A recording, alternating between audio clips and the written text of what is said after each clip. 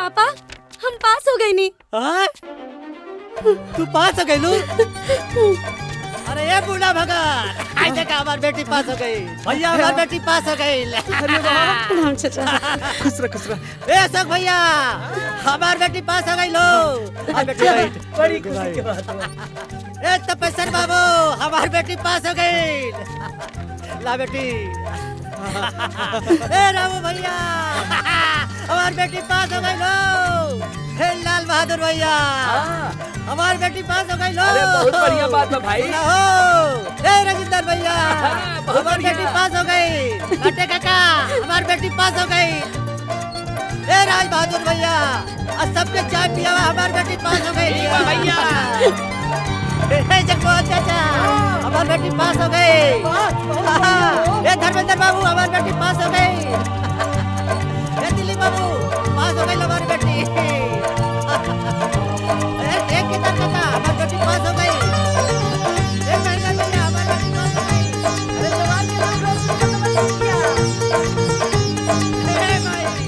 आज हम बहुत खुश हैं। जल्दी से रसिया पूरी बनवाओ और पूरा गांव में बंटवाओ, सबके खिलाओ। ए विद्या कमाई भइल का हो बेटा? का भइल? हम बीएससी पास हो गई नी दादी माँ। अच्छा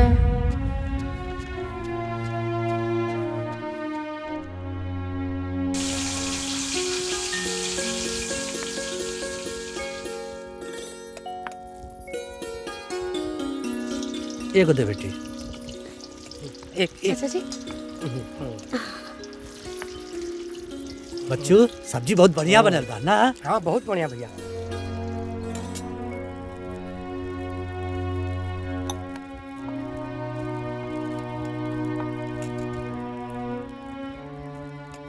माई का भाई धीरे धीरे खात बाड़ू, अच्छा ना बनल का? ए बाबू, हम एक के हाली सब बोलब और तू लोगन के जौन जौन बोले के हो तो पहले बोल दा। अरे माई केहू कुछ ना बोली, बोला जौन तो के बोले को हो। हाँ तो अब पढ़ाई लिखाई बहुत हो गए लो। अब विद्या के बियाह खातिर लड़का देखल शुरू कर दा। अरे हमनी धनपत सेठ की तरह इतना बड़ा धनवान ना है कि लड़का खरीद लिया जाये। हाँ जौन कहतानी साच कहतानी। अरे माई, हमार बेटी जौन पढ़ाई कैले है ना, हाउ कागज मिलेला का कल जाला? अरे सर्टिफिकेट। हाँ सर्टिफिकेट। हाँ। आ जकरा लगे रखम ना, सब चिल्ला चिल्ला के कहे कि हम बियाह करब, हम बियाह करब। अरे भगवान करे ऐसन हो। हाँ? लेकिन जमाना में आग लगल हो बाबू। लड़का खोजत खोजत चप्पल घिस जाला। हाँ हम तो कहत हई ढूंढल शुरू कर दा तू। माँ जी एकदम सही कहा तानी। हाँ अब्बे से लड़का खोजत तब 2-4 साल में मिली। हाँ। खोजा लड़का। अच्छा तो तू बोले लगलू? अरे हमरे बेटी का बियाह यूं है यूं।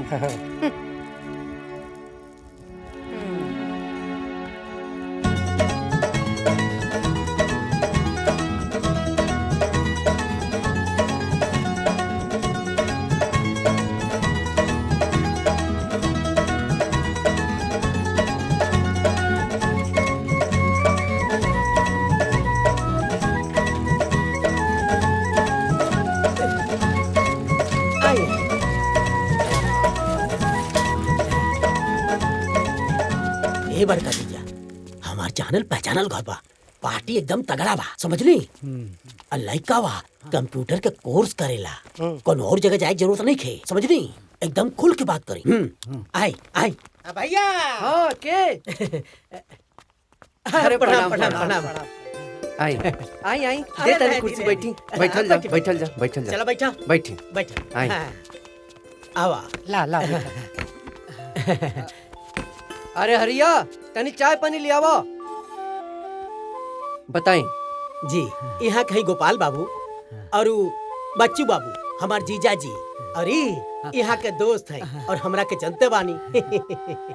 देखा भाई साहब, हमके बहुत घुमा फिरा के बतियावे ना आवाला। आपके यहाँ बहुत लड़की वाला आयल बियाह शादी करे बदे, पर हमरे भतीजी के कौनो जोड़ नहीं खे। अच्छा भैया दिखावा ना। हाँ लाई। हाई देखी सर्टिफिकेट 10 में 92%, हाई 12 में 94%, हाई बीएससी 96% फर्स्ट क्लास। आई हमारे बिटिया का फोटो बा, विद्या। देखी देखी लड़की रूपवान और गुणवान बा। आज के डेट में सबके लड़की रूपवान होले, गुणवान होले, लेकिन दहेज कितना देबा ई बतावा। अरे महाराज, दुल्हन ही दहेज होला। ये सब कहे कहावे वाली बात है। कै लाख देत हुआ ये बतावा। देखिए जी, हम रिक्शा चलाई ना, नगद देव के तो शक्ति नहीं खे, बाकी राउर श्रद्धा हम जरूर करब। ए, ले जाए के लेके जो यहाँ से। ऐसे कहीं भी तय होला का? अरे कै लाख नगद देत हुआ ए पर बात करा। जा जा यहाँ से।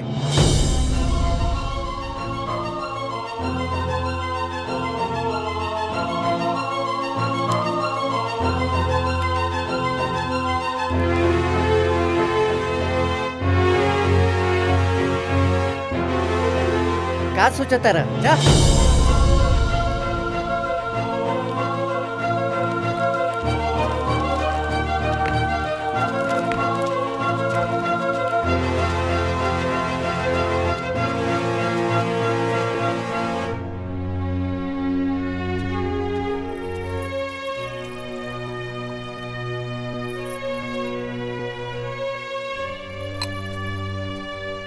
हम कहत रही के लड़की के आगे मत पढ़ावा, लेकिन हमार कौन सुनत हो? झटकार देलन सन। अरे माई, तू परेशान मत हुआ, दुनिया में बहुत लड़का मिली। ए बेटा, ई उम्र में ना हम समाज का परिपाटी कुल जानीला हैं, और तू लोगन का जनबा हैं? अरे 5वीं पढ़ा देता और कोनो रिक्शा चलाए वाले का लड़का के साथ में इकर बिया कर देता और पढ़ावा एसी बेसी तल्ला लड़का खोजा। अरे माई, बेसी अंतर ना रहे, बस दहेज के लेकर थोड़ा ऊंच नीचे हो गई, बाकी सब तो ठीक है रहे। कहो। दहेजे तो असली काल बा। माई तू चिंता मत कर, हम दोनों भाई मिल करके कर ले हल बिया। हाँ तो करा, जौन मर्जी करे तौन करा।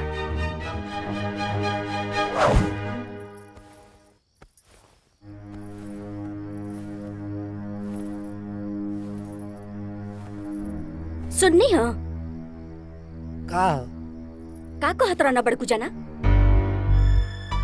दोनों भाई मिलके कॉलेप्सन बिया। बड़का भैया ना अपने बेटी के बियाह का सब कुछ आपे के माथा पे डली है। रवा जाइला छन छलीले लइका देखे। अरे वो घरे के इकलौती बिटिया है ना, चल जो सुन। जौन मन में आए तौन करी, हमसे का। बाबा, मेहरारू के मारी वाली बीमारी हमार ठीक हो जाई? हाँ, ठीक हो जाई। ये मिर्ची के लेके 7 बार घुमा के और ओकरा बाद फेंक दिया। अभी एकर बादे एकर का किया, पीछे मुड़ के मत देखिया और जे के लांगी ओकरा बाद तो हर मुसीबत ओकरा ऊपर चढ़ जाए। अरे वाह रे बाबा वाह, बहुत बहुत धन्यवाद। बड़े कृपा से आप हमके मिल गईला बाबा, बिहार से आके यहाँ पे। बाबा बहुत बहुत धन्यवाद। ठीक बा ना? जाते हैं। ठीक बा, ठीक बा। अरे वाह। रूपा, अरे रूपा। हाँ जी।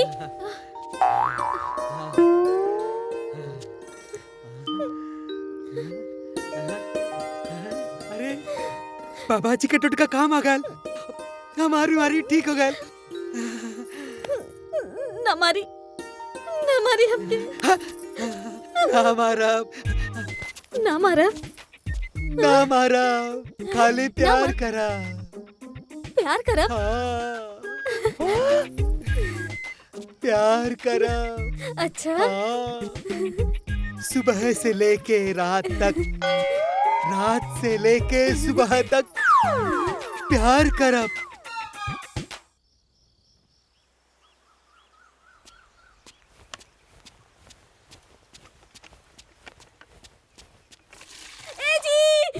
जल्दी जी।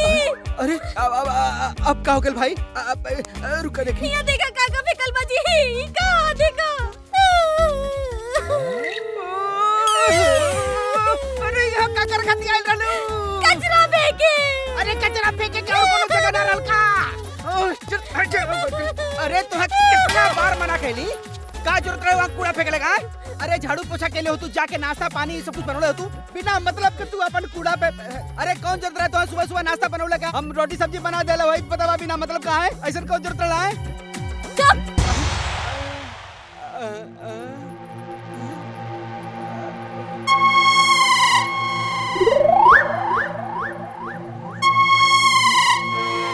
लगता के रिएक्शन हो रहा बा। ये हमारा रिएक्शन हो गई। ढेर बोलबे? नहीं ना बोलब। काहे ना बोलबे? दूध कालू ना बोलब। बोल। बोलत नहीं। मत बोल। सबके सामने का बोली? अब अंदर आ बाबा। हम काहे के अंदर आई? गलती हो गई गलती। तू काहे अंदर जाइबा? ना जा, अच्छा तू जा अंदर। हम काहे अंदर जाई? अच्छा हम जाते हैं अब। ए, कर। हमरा घर में तू काहे जाइबा? अच्छा ठीक है, तू ही चल जा भाई। हम काहे जाई? तू ही तो बड़ा केलुआ। मना कहीं नहीं है तो तू जा। ठीक बात जाते ही। ए, हमके छोड़ के।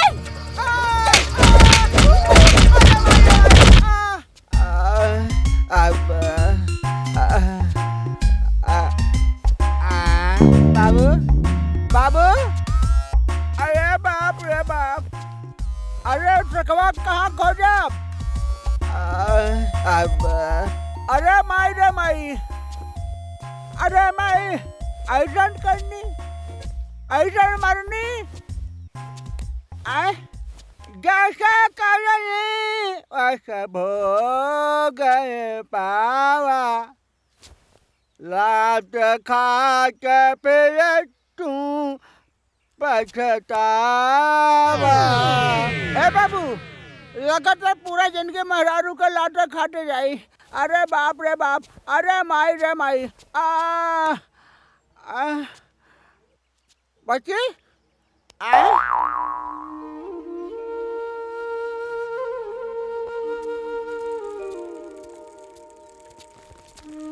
गोड़ लगत है भाई। जाता नहीं। खुश रहा, खुश रहा। हाँ चलो चला। अरे सुनी जी, दही शक्कर तक खा के जाई। हाँ ले आवा। जतरा सफल हुई। हाँ ले आवा ले आवा। अब सागिल का सागिल बा, कहीं कहीं बिया ठीक कहिए के माने के बा ले आवा। हाँ। अरे हम अपन चपलवा भुला गए नहीं, देखा तनी। हाँ लेके आवा। ए भौजी, हाँ हमनो के दही खिया के यात्रा बना दा। हाँ दीदिया, हमरो किया बा। अरे बेटा विद्या, जी नौका चपलवा ले ले आओ बेटी।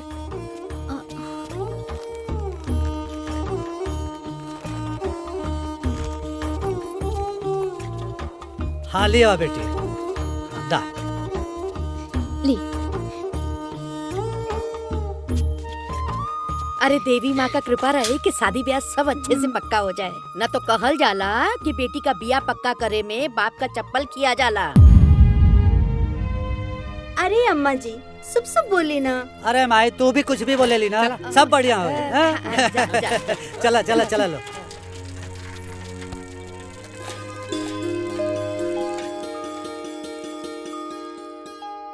हाय देखे BSc 96%। हाय देखे 12वीं 94%। हाय ये फोटो।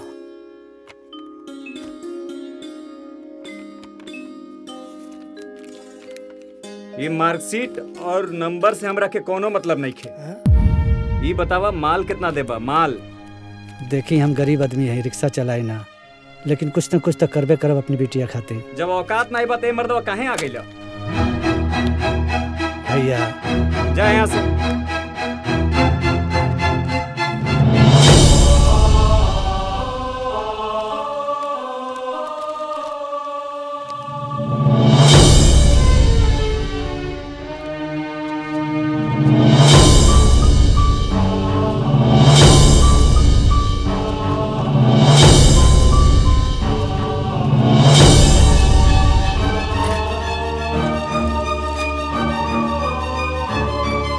देव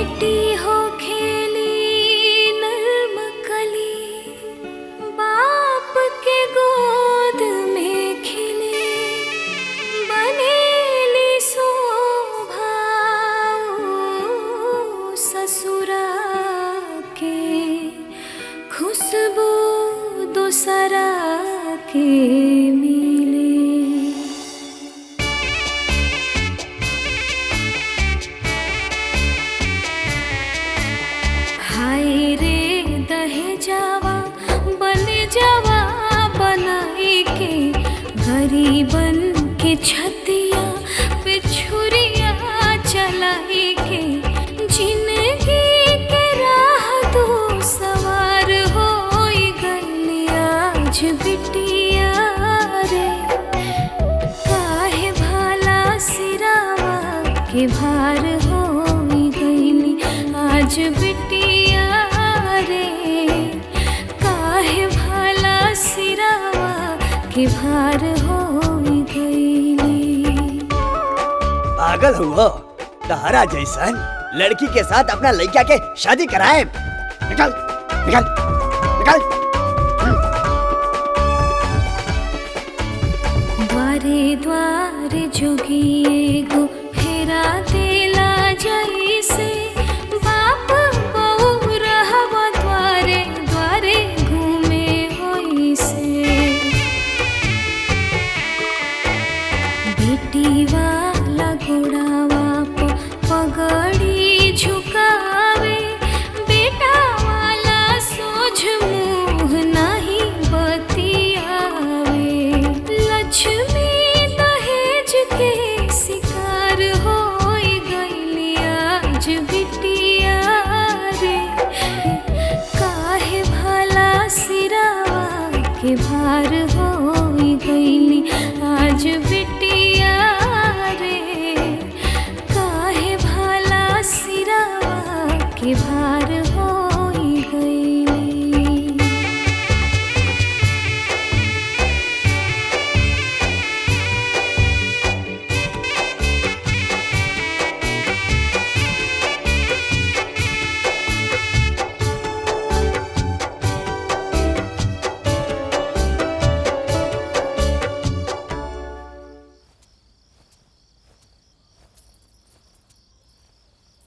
का बात बजी? रवा की नींद नहीं खियावत? जौना बाप के कुआर लड़की हो ओकरा नींद कैसे आई बतावा।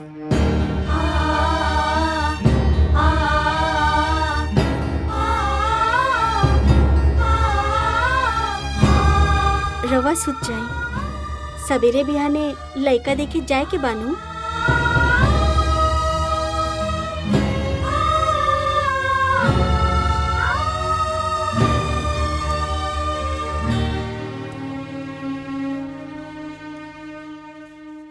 विद्या जी तनी धोती कुर्ता चप्पल ले आवा बेटी।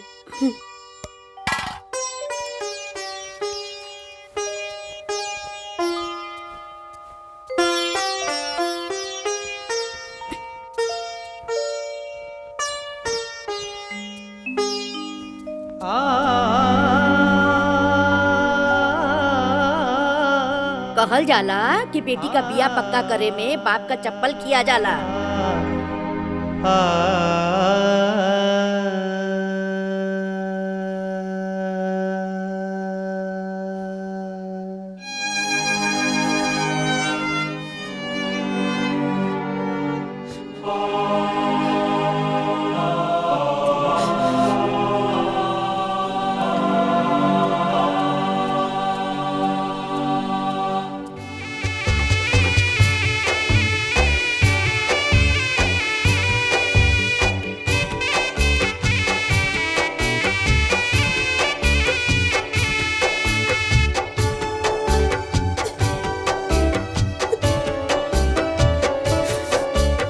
जवन बाप अंगूरी धराई के चलावे बिटिया के हाथ धरे वाला नहीं पावे। घिस गाइल एड़िया चरक गाइल धोतिया घाम लागे आँख के धुमिल भइल ज्योतिया। शादी सगाई तो व्यापार हो गई प्यारी बिटिया रे। काहे भला सिरावा के भार हो गई आज बिटिया रे। काहे भला सिरावा के भार हो गई बिटिया रे।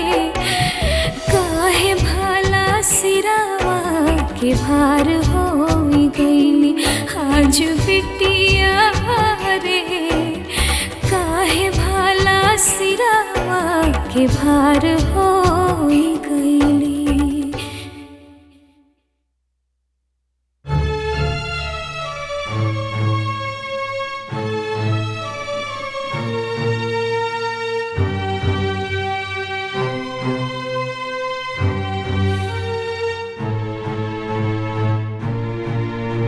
और बेटी हमरा पसंद भी है। जयवीर जी भाई फोटो ले जाके अपना माइक दे देता जी वो देख ले लिए आप लोग। अरे नहीं आप नहीं, अरे आप नहीं आप लिए आई ले लो। अच्छा माई की पसंद भी है। चलिए भाई होम मिनिस्ट्री के भी परमिशन मिल गई और अब हम प्रशांत के फोन करके बुलवा लेता नहीं राहुल लोग भी मिल ली ही। ना और का जरूरत बात घर भर सब देख ले लस हाँ। शादी ब्याह के बातचीत कर जाओ। देखिए भाई हमरा बेटवा के अब ही जन कल्याण बैंक में प्यून के जॉब लागल बा। और जब हम बड़कों के बियाह कैनी ना तो एको पैसा दान दहेज ना मंगनी। बाकी ये जान ली कि जौन भी बाराती लोग बारात में गए रहे ओकरा लोगन के आज भी वो बिटिया के स्वागत याद बा। इतना जोरदार स्वागत कैलस जी। हमरा के तराउर से यह कहे के बा कि हमार बेटा शान से कह सके कि ओकर बियाह उचित सम्मान के साथ भइल रहे और हमहु शान से कहीं कि रउआ हमार समधी हैं जी। रउआ यहाँ हमार समधियान है। जी जी। हमरा अंगना ले लेके राउर मंडप तक जे भी देखे ना वो खुश हो जाओ। हम इहे चाहता नहीं।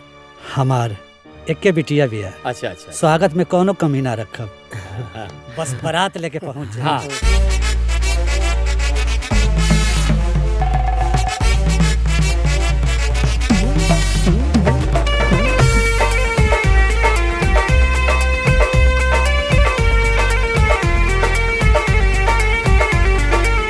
सिया सुकुमारी आजू बनली दुल्हनिया सिया सुकुमारी आजू बनली दुल्हनिया राम जी बनले दुल्हा राम जी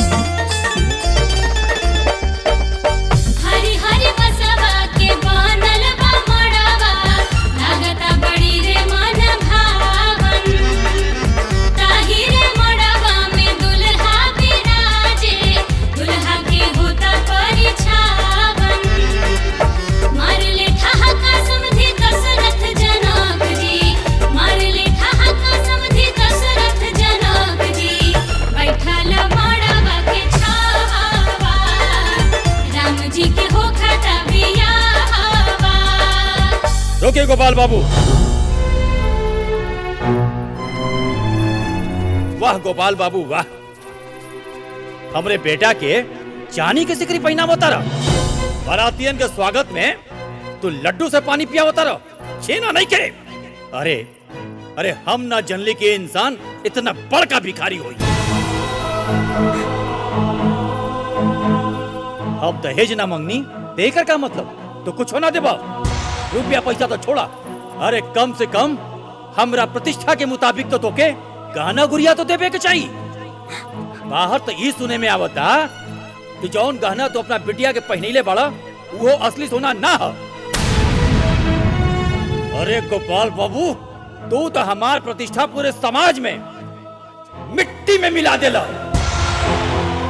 तुहार बिटिया कितना सुंदर बिया, ओकरा के कितना नंबर मिलल बा, ओकर कोनो वैल्यू नहीं खे। वैल्यू मतलब जाने ला, वैल्यू मतलब समाज में प्रतिष्ठा चाहिए। जाना तारा पतो तो कैसनो चल जाई। बाकी लोग का देखेला, दान देखेला, दहेज देखेला।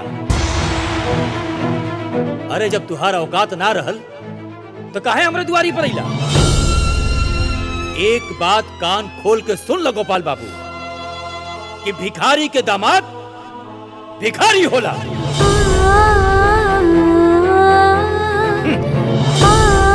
भिखारी बाप, भिखारी परिवार, भिखारी समाज। तोहरा जैसन भिखारे इंसान के औकात हमार समधी बनल तो दूर, अरे तू तो हमरे घरे में नौकर बने के बराबर भी नहीं खो।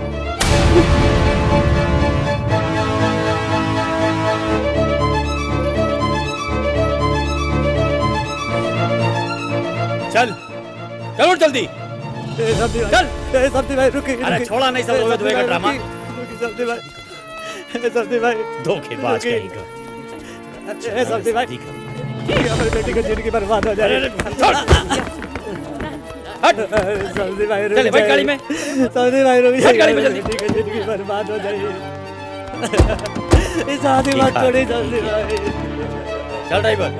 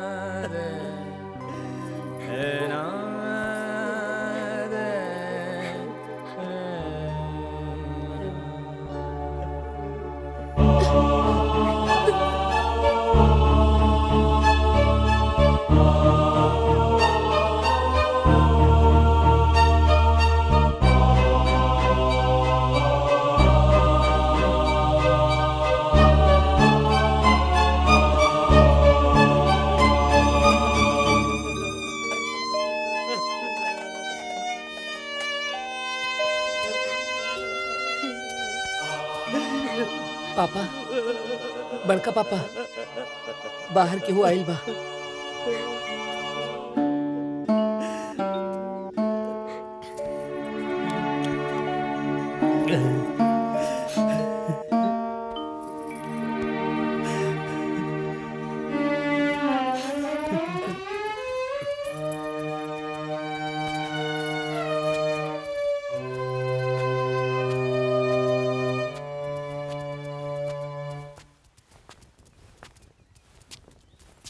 गोपाल जी, हमनियों को जन सट्टा बयाना का पैसा बाकी बा न, ओके क्लियर करी। दूसरो जगह सट्टा बा।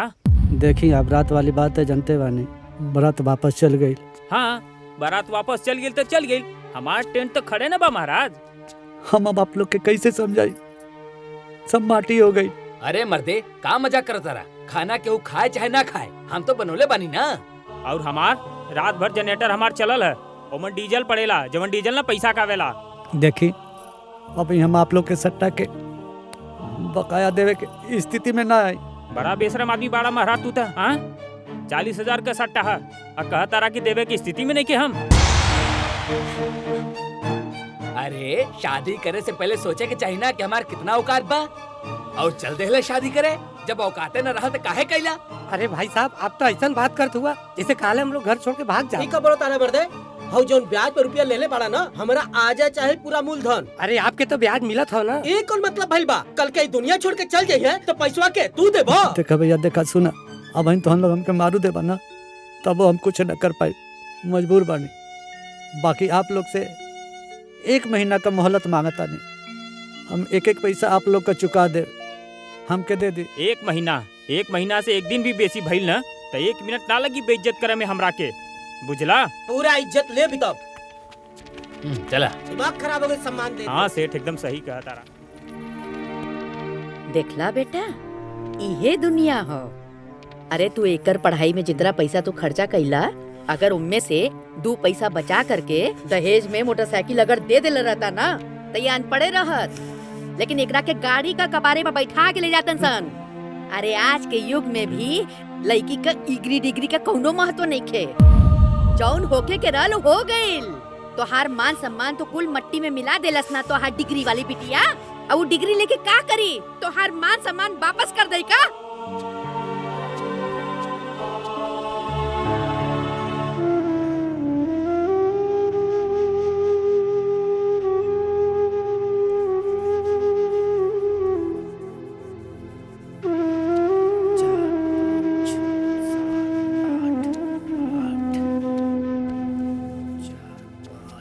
बड़का जीजा, ए बड़का जीजा, अरे ये सब काम धाम छोड़ी।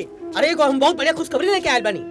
अरे का खुशखबरी है? अरे सुनबो तो मन खुश हो जाई। अरे महाराज बताइए कर बा। ना, हम यहाँ केहू के कुछ न बताए, रउआ लोग चली भीतरी, हम सब केहू के सामने बताए। चली चली चली चली, आई आई आई आई, चली चली, बहुत निर्मल खुशखबरी बा। खुशखबरी है, बताइए बा। अरे आई लो, ए दीदिया, ए मतवा जी, अरे सब केहू बहरी आई लो। का भेल रे? एगो खुशखबरी लेके आयल बानी हम। अरे कौन सा खुशखबरी बा? अरे ललिता गांव में ताजा ताजा एगो ब्याह टूटल बा, और एक घर निमन, परिवार निमन, हम तो बातों कर लो ले बानी। अच्छा, जानता नहीं, ब्याह तो यूं हो यूं, खाली हमनी सबके पहुँचला के देरी बा। अरे बेटा, इतना बढ़िया चांस तो बहुत कम मिलेला। जा जाके ब्याह तय कर दा। अरे अब सोचत का बाड़ा? अरे कम से कम कपार पर से भार तो कम हो जाए। हाँ जीजा जी, ऐसा मौका छोड़े के नहीं खे। अरे यह सीजन में बाजा बाजी, और सबसे बड़का बात ये बा कि लड़का पार्टी भी तैयार बा। लेकिन बाबू, बिहार टूटल कैसे? अरे दीदिया, ओकनी के दुआ से ना करे के रहल, और लड़का दुआ बा, और उम्र लगभग 42 साल के हुई।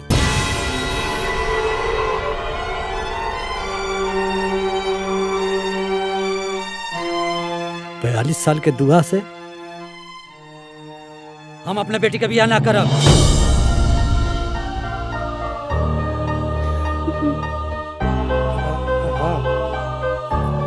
अरे तू पागल हो गए बाड़े? अरे इतना बढ़िया रिश्ता चल के खुद आवता, तू उम्र गिना ताड़े हैं?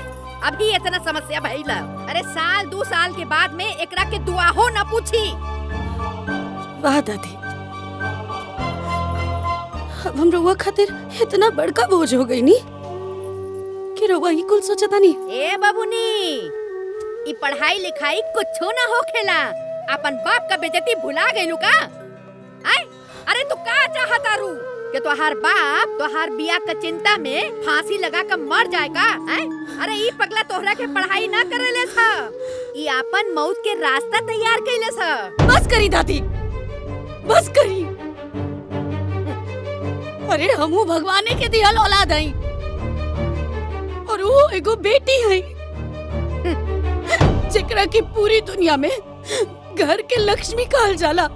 लेकिन अपना बाबूजी के मजबूरी के वजह से हम घर के लक्ष्मी से सीधा बोझ बन गई नी।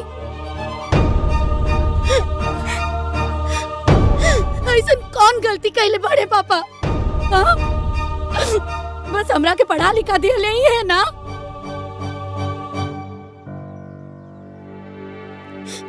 ये बात क्यों उनके सजा मिल रहा बना इस समाज से, घर से, रहुआ से।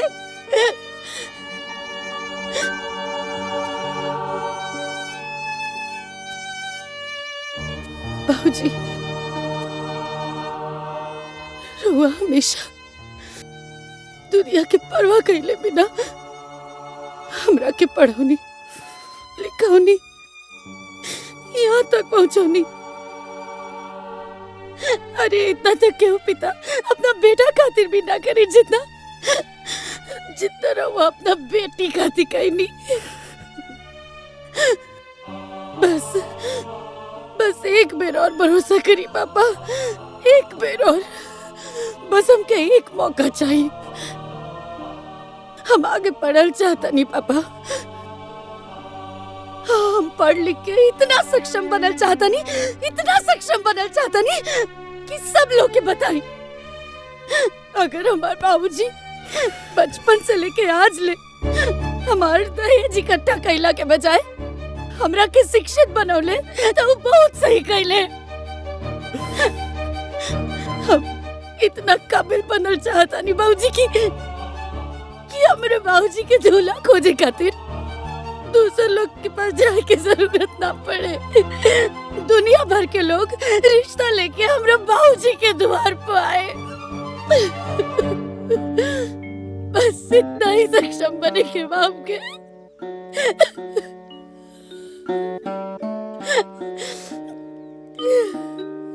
और हम रउआ से वादा करता नहीं, हमरा वजह से जे केहू भी रउआ की बेइज्जत कैले बा, हमके पढ़ौला के वजह से जे केहू भी रउआ के हीन समझ ले बा, उस सब लोग के सामने रउआ फक्र से कहा कि हमार बेटी हमार शान ही है।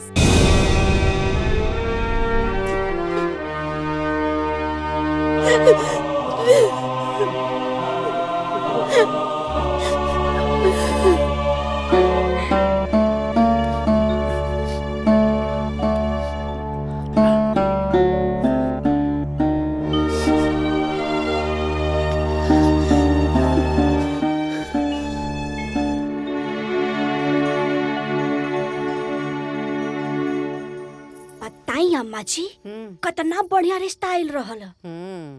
बाकी ना जाने कितना बेइज्जती लिखल बा। बबुनी शहर जात बाड़ी।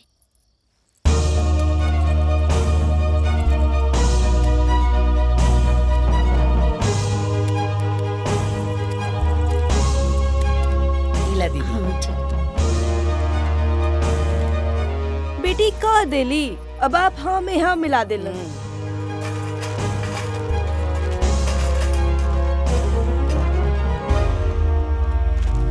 एको बेर रउआ से ना पूछाइल ह। हमरा तो कुछ कहे ही के नहीं खे। जेकरा जौन मन करे ऊ करे, जहाँ जाए के बा उहाँ जाए।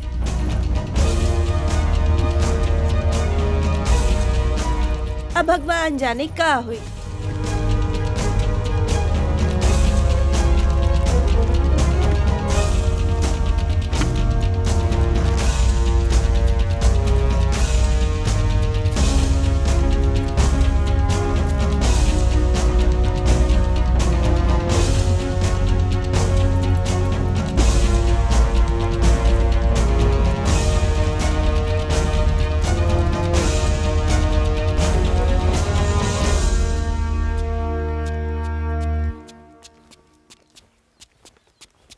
ऊना भी है पकड़िया। बिटिया देखा, अच्छे से पढ़ाई लिखाई करिया और अपन ध्यान रखिया। हाँ माई, तू भी ना खाना पीना अच्छे से कहिया। ठीक। और बिटिया अपन ख्याल रखिया। प्रणाम चाची। अपन ध्यान रखिए माई।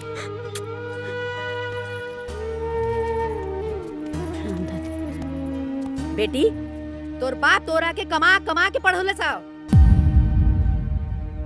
सुन, जो भी 2 पैसा बचौले और बे मतलब का शादी ब्याह में खर्चा हो गई और दुनिया भर का कर्जा कपारे पे चढ़ गई बा। पूरे समाज में बाप के बेइज्जती करा के आगे पढ़ाई करे जाता रे। अरे ऐसा ना हो कि तुम्हारी पढ़ाई के चक्कर में हमार बेटा के कफन भी नसीब ना होखे।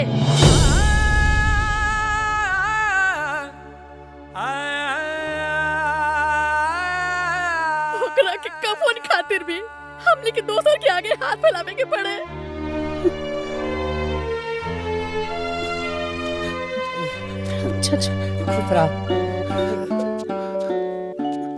दीदी भले ही बेर तू बढ़िया मत बनैया। जौना चीज के पढ़ाई तू करे जाताड़ू ओमे सफल जरूर होइया। रोवा ना बाबू।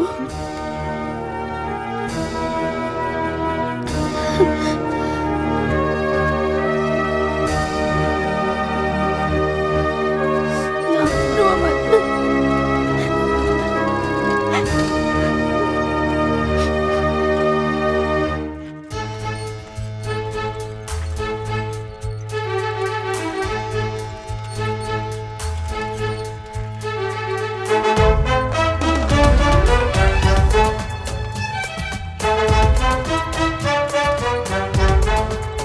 भैया आजकल अलगा सिस्टम निकल गई बा।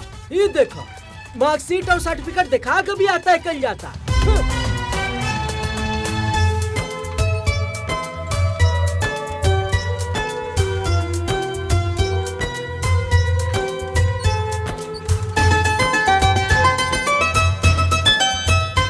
ए भैया कुछ बेटी ऐसन होली जे अपना माँ बाप के सम्मान बढ़ावेली और कुछ बेटी ऐसन होली जे अपना माँ बाप के भाग्य गिरावेली।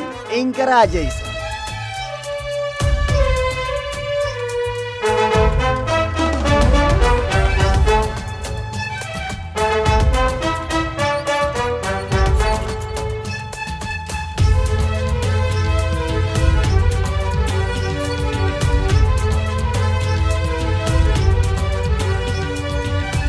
आइए लखनऊ चलिए, लखनऊ चलिए, लखनऊ लखनऊ चलक बा। आई भैया लखनऊ चलक बा। जाए इलाहाबाद होते हुए लखनऊ। ऐ सामान रख ला। सामान रखवा बा। ऐ सामान रखा। हाँ हटी। चली लखनऊ चली, लखनऊ जाई। हां यो रखा। हाँ भैया हाय पकड़ा। ए हाँ ए गोपाल ध्यान रखिए अपन। हाँ बेटिया वो का कहल जाला की हाँ हैप्पी जर्नी। खूब मन लगा पढ़िया ना। जा बेटा।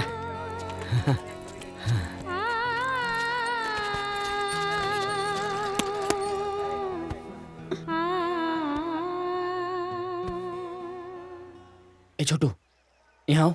जी भैया। ई उहे लेके बिया ना जेकर अखबार में फोटो छपल रहे, भारी बेइज्जती के साथ बारात मंडप से वापस। हाँ लागत तो उहे बिया। छोड़ा अपन काम कर। अरे पगली ते काहे दुखी होता रे? अरे बहुत लोग के बारात वापस गइल बा। ये फालतू लोग के बात ना सुने के चाहिए। तोर बाबूजी हो ना तोरा साथे हैं?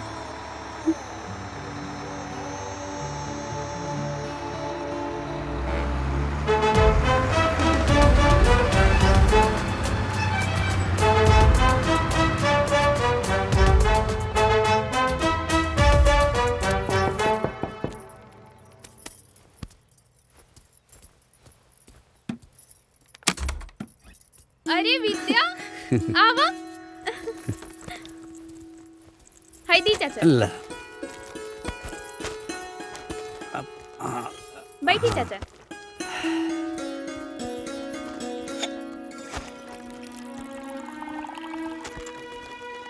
ली चाचा जी। जा बेटा।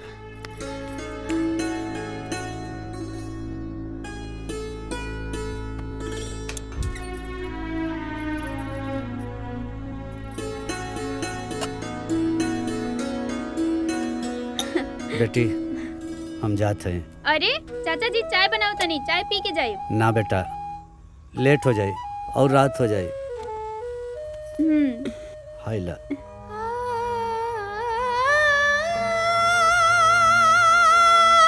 भाऊजी रहुआ हमारी चिंता मत करो। अरे चिंता तो बेटी के कई जाला। तू तो हमार बेटा हुए। बेटी हमके दुनिया का परवाह न तब रहे ना अब है। हमके सिर्फ तोरा पे भरोसा है। ते छोट मोट काम करबे ना सब भुला जाए। तो के ऐसन काम करे के है, ऐसन काम करे के है कि मिसाल बन जाए। काहे कि तोरा साथे करोड़ों बेटियन का भाग जुड़ल बा। जौन बाप हमने नियन गरीब हुई, तोरा साथे करोड़ों बाप का इज्जत जुड़ल बा। जे हमने नियर बेइज्जत भइल हुई तो के करोड़ों माई के आंसू पूछे के बा। जे अपना बेटी की बियाह के चिंता में रात दिन रोवत हुई। लड़की हो हिम्मत से लड़ा।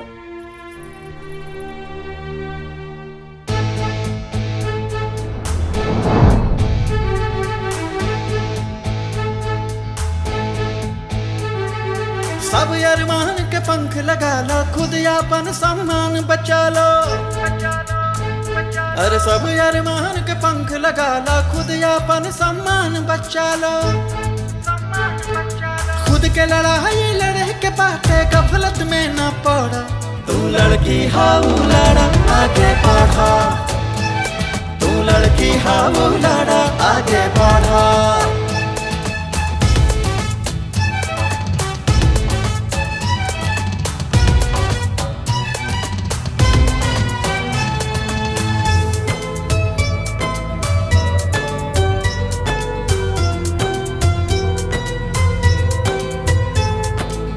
दया संभव के संभव तू हिम्मत के हथियार से।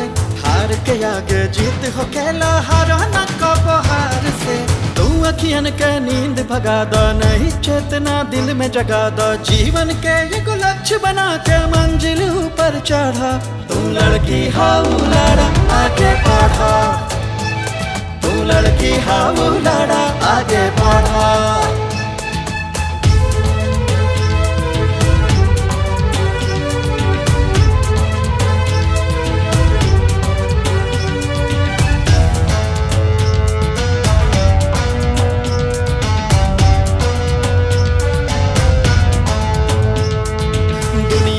सगरो कामयाबी खाली तोहरे हाथ में बा। माई बाप के आशीर्वाद तो हरदम तोहरे साथ में बा। चाचा जी। दीदी चलो दीदी कैसे पढ़ो?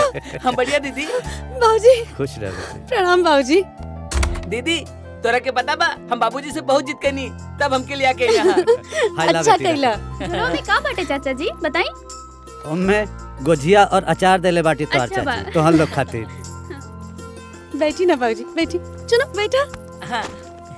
और बाबूजी माई कैसन बाड़ी? तो के बहुत याद कर ले बेटी। पूछा ना चुनुआ से। हाँ दीदी आज वो बड़की माई तोहर नाम लेके चिल्लौनी। हाँ फिर उनके याद आ गेल की तू तो घर में हैबे ना कैलू। और चाचा चाची दादी सब लोग ठीक बा बेटा। दीदी तो के पता बा अब माई सुधर गइल बानी। अबू चोरी ना करेली। ऐसा ना बोले के पागल। ली चाचा पानी पी ली। चुन्नो पहले पानी हाँ, पी ली बेटा। फिर चाय ले आओ तनी। और सुनी आज बिना खैले जाए ना देव।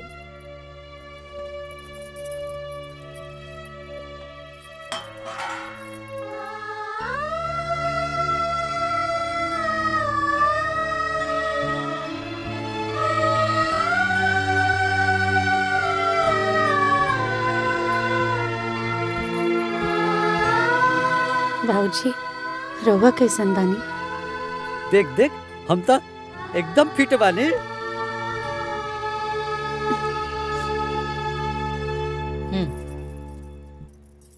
दा हमरा के जा तू चाचा से बात कर। और बतावा पढ़ाई कैसन चलता? मस्त। अपन ख्याल रखिए हम बाबूजी। जाता नहीं जल्दी आई बेटा। अपन तो ख्याल रखिए। जी ठीक है। बाबूजी एकर जरूरत नहीं खे। अरे बेटा पकड़ा तो सही है के।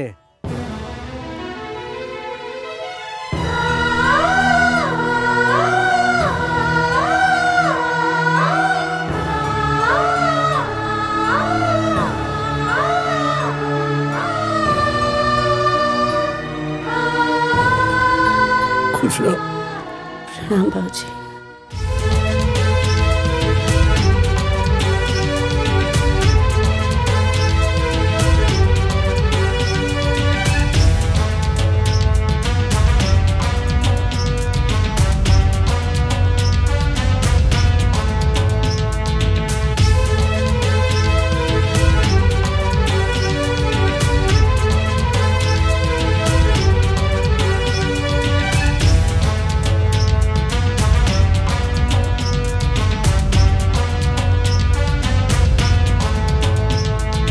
दुनिया के सगरो कामयाबी खाली तोहरे हाथ में बा। माई बाप के आशीर्वाद त हरदम तोहरे साथ में बा। हर संकट से लड़त चला तू, रुका न कबहू बढ़त चला तू। तनिको देर लगवले बिन मंजिल के रहिया धारा। तू लड़की हाउ लड़ा आगे बढ़ा, तू लड़की हाउ लड़ा आगे बढ़ा।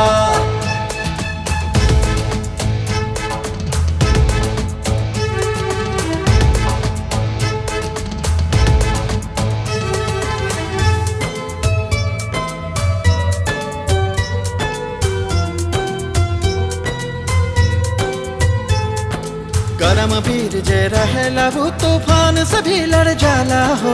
दरिया में हर लहर चीर माझी आगे बढ़ जाला हो। उदयापन पर चम लहरा दो, एक नया इतिहास बना दो। लाख जल चले आवे तू तूफान के जैसन आड़ा। तू लड़की हाउ लड़ा आगे बढ़ा, तू लड़की हाउ लड़ा आगे बढ़ा।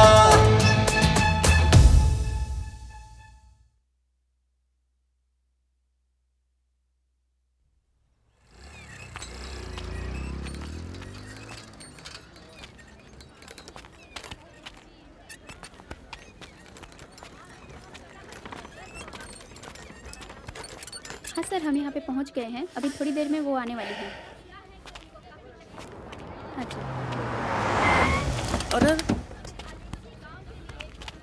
अरे ए महाराज, ये रिक्शा आगे से हटाइए। साहब हमार बेटी आए वाली बिया, वही के ले जाए हैं। अरे आपकी बेटी प्रधानमंत्री है क्या? 2 कदम पैदल नहीं चल सकती है। अरे महाराज उधर लेके जाइए, ले जाइए। ठीक है। ए, गाड़ी यहाँ साइड में लगाओ। सुनो, कैमरा इधर पैन करके रखना, जो भी फुटेज मिलेगा यहीं से मिलेगा। ए सुनो, तुम ध्यान से अपना काम करते रहना। ए बाबू, क्या होता कितना कैमरा वैमरा ले करके भीड़ लगौले बाड़ा जा।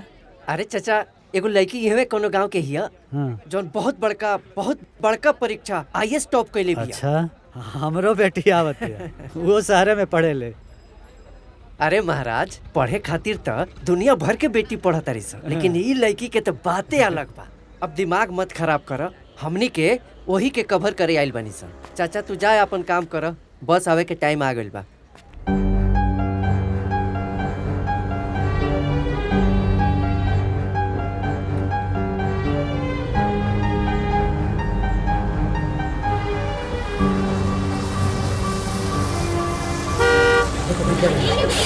हाँ चलो चलो चलो जल्दी चलो जल्दी चलो। कैमरा अच्छे से चलो। मैम मैडम जी, इस धरती पर आपका स्वागत है। कैसा महसूस कर रही हैं आप अपने क्षेत्र में एक अफसर के रूप में आकर? ये बताइए हमको, जनता जानना चाहती है, सुनना चाहती है। हमारा चैनल पूरी दुनिया में आपका ये सफर, आपकी जर्नी दिखाना चाहता है। मैडम जी आप बोलिए, सच न्यूज़, सच्ची खबर अपने दर्शकों को बताना चाहता है। बताना चाहता है कि एक छोटे से गाँव में कैसा फील होता है, छोटे से परिवार की लड़की IAS बन के आप पहुंच गए। किसी को फर्स्ट टाइम क्लियर करना हमेशा काबिलियत को दर्शाता है। ये प्रेरणा हो बेटियों के लिए। तो बताइए मैडम, कैसा रहा आपका सफर? कैसे क्लियर किया आपने UPSC का एग्जाम? कितनी मुश्किलें रही, कितनी कठिनाइयां सामने आई? कुछ कहिए मैडम जी, कुछ बोलिए, जनता आपको सुनना चाहती है। इतनी बड़ी सफलता मिलने के बाद एक खामोशी आपको शोभा नहीं देती। कुछ तो बोलिए मैडम, बताइए, कुछ तो बोलना पड़ेगा मैडम, कुछ तो बोलना पड़ेगा, जनता आपको सुनना चाहती है। मैडम हम चाहते हैं कि आप अपनी खामोशी को तोड़िए और अपने सफर की पूरी कहानी अपनी जुबानी हमारे दर्शकों को सुनाइए। कुछ कहिए मैडम। मैडम इस तरह मीडिया के सवालों का जवाब दिए बिना मत जाइए, हमारे दर्शक ये जानना चाहते हैं। मैडम कुछ तो बोलिए आप।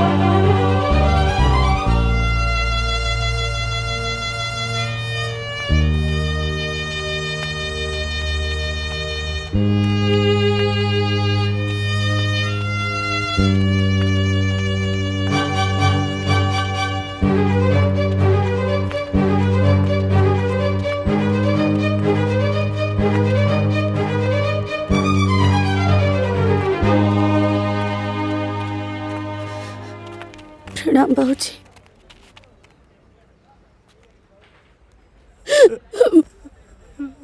हम आईएएस के परीक्षा में टॉप करने वाली बाबूजी।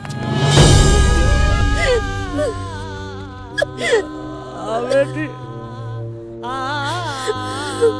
बेटा अब हम रिक्शा पर बैठा के झूम झूम के चल आई बात चला अब ना बाबूजी, बचपन से आज ले हम जब भी पास भईनी तब रउआ हमरा के रिक्शा पे बैठा के घुमौनी, लेकिन आज हम ना, आज रउआ पास भइल बानी बाबूजी। आज हम ये पूरा दुनिया के बताई कि हम राहुल बेटी हैं, एगो रिक्शा वाला की आईएएस बेटी। आई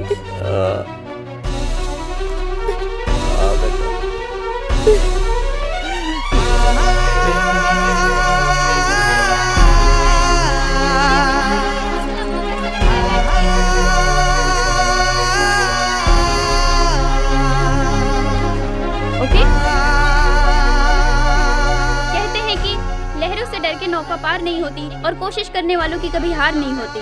ये कहावत फिर से एक रिक्शे वाली की बेटी ने आईएएस टॉप कर ये कहावत साबित कर दिया है। जी ये वही विद्या जी हैं जिन्होंने अपने बाप का समर्थन ही नहीं बल्कि पूरे देश में अपने बाप का नाम रोशन किया है।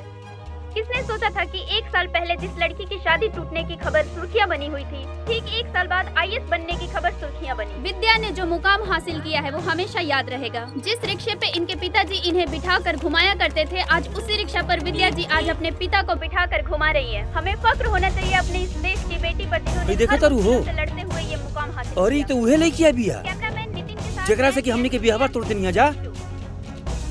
अरे ये तो आईएएस टॉप कर गइल बिया। और अपने इस सफर की पूरी कहानी अपनी जुबानी हमारे दर्शकों को सुनाइए, कुछ कहिए मैडम।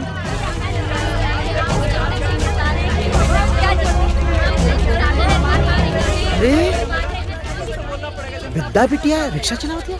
मैडम हम चाहते हैं कि आप अपनी खामोशी को तोड़िए। गोपाल भैया ऊपर बैठे लवा, जरूर कोनो खुशखबरी बात बा।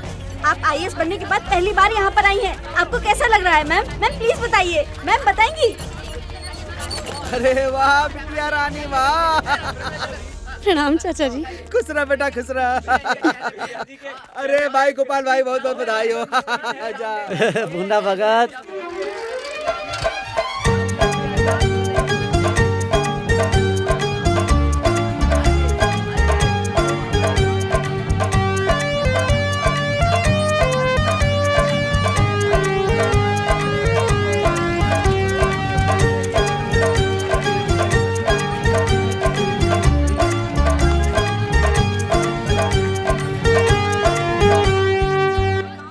जानते हैं?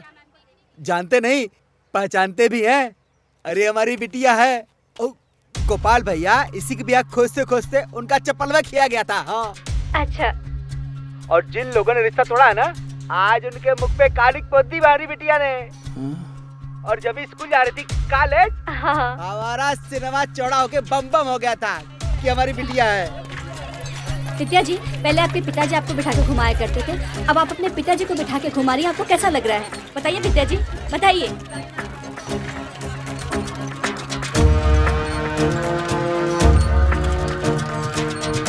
अच्छा यह लड़के बिया, बहुत बढ़िया भइल का बारात वापस लौट गई। उ ससुरा एकरा लायक रहबे नहीं कैलक।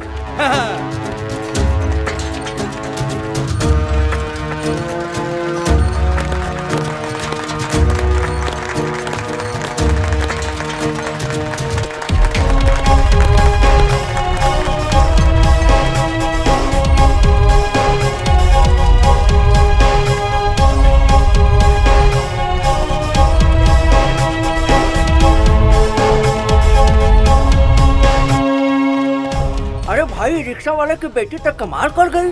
अरे भाई जे पढ़ाई करी उहे ना आगे बढ़ी।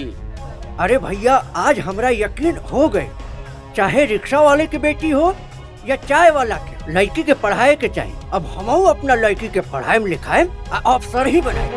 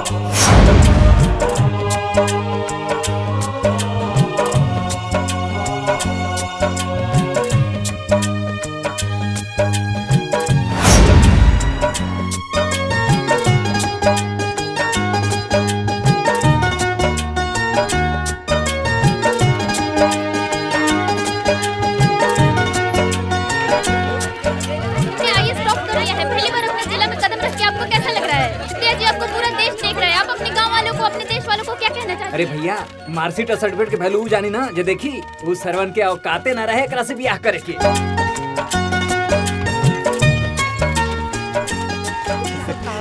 अरे हमरे दुआरे पे इतना विद्या ये स्टाफ कर गेल बाबू। हम देख सकते हैं कि ये वही घर है, वही गांव है जहां विद्या जी पढ़ी लिखी और बड़ी हुई। और आज विद्या जी ने सिर्फ अपने माँ पिता का नहीं बल्कि पूरे गांव का नाम रोशन किया है। और यहाँ गांव के लोगों के चेहरे पे जो मुस्कुराहट है वो इस बात की देखिए, गवाही विद्या है जी की कि दादी पूरा जो गांव है, खुश आज है। उनके चेहरे पे एक हम अलग अपने सी खुशी दर्शकों को झलक रही है। मिलवाते हैं विद्या जी के दादी से। दादी जी आप क्या कहना चाहेंगी इस खुशी के मौके पर? आज इनके चेहरे पे एक अलग सी खुशी झलक रही है। आइए इनसे कुछ बात करते हैं। तो दादी जी आप मुझे ये बताइए कि आपकी पोती ने इतनी बड़ी सफलता हासिल की है, आप इसके बारे में क्या कहना चाहेंगे? अरे ये सब तो ठीक हो, बस एक उम्मीद बा कि हमार बिटिया रानी का बियाह अच्छे घर में हो जाए। आपकी बेटी ने आईएएस टॉप किया है तो आपको शादी के बारे में क्यों अरे सोचना जब है? लड़की सियान हो जाए तो ओकर सही समय पर बियाह हो जाए तो बहुत अच्छा रहला।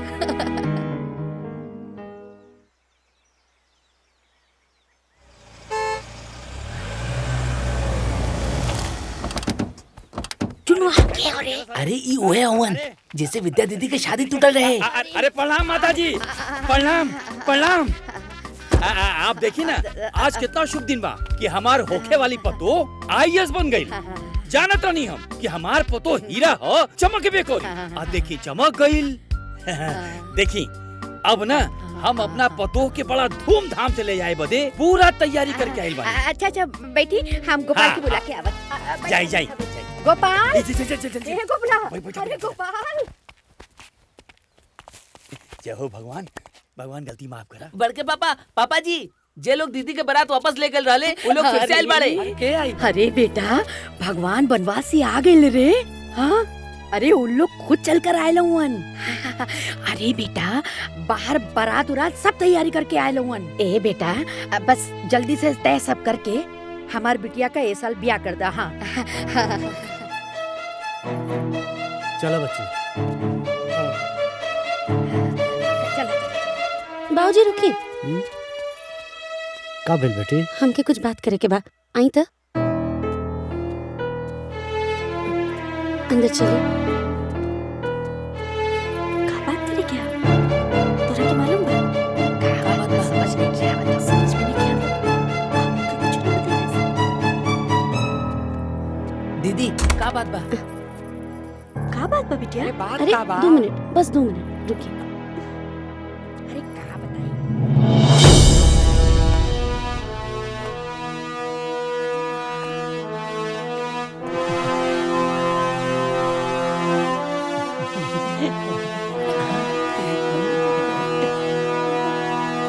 ए चुन्नू सुनो।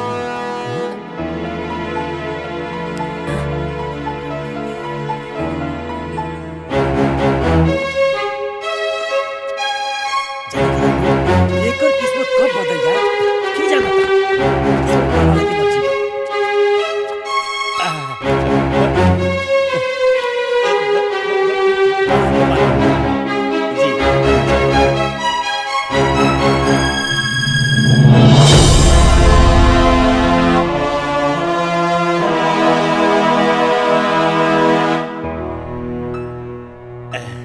अब देखी ना जब बारात आइल रहे तो हमार लड़का क्लर्क रहे। अरे मैनेजर हो गई बा रघुआ लोग के आशीर्वाद से। अब जाने तानी गोपाल बाबू सब संयोग होला। अब वो दिन संयोग ना रहल बियाह ना हो पावल। अब जाने तानी भगवान की मर्जी देखी कि हमार लड़का आजो कुंवार बा। काहे कि एहनी के जोड़ी आसमान से बन के आइल बा। ए गोपाल बाबू हमरा के 2 चक्का 4 चक्का रुपया पैसा गहना गुड़िया कुछ होना चाहिए। काहे कि दुल्हन ही दहेज होला।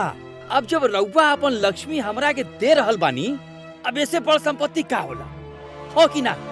अब बस अब राजा जनक जी बनके एगो एहसान कर दी कि हमरा पतोहिया की कन्यादान कर दी।